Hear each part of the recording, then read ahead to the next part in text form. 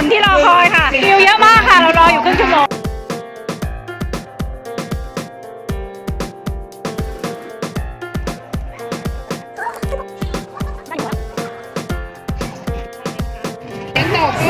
ขึ้นเครื่องเล่นค่ะ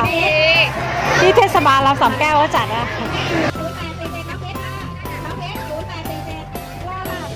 มันคือม้าหมุนที่รอคอยค่ะเพราะว่าน้องขับทันครับคิวเยอะมากค่ะเรารออยู่ครึ่งชั่วโมง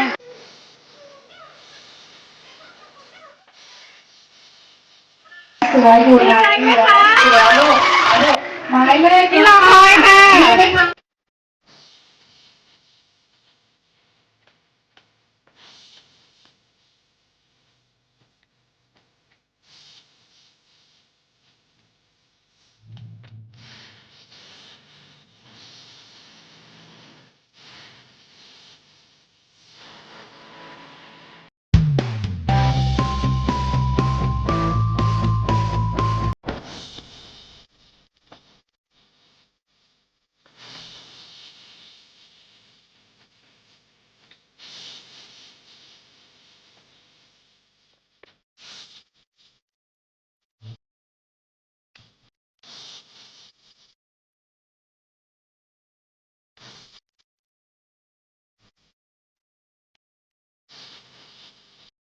ต้องผ่านหมา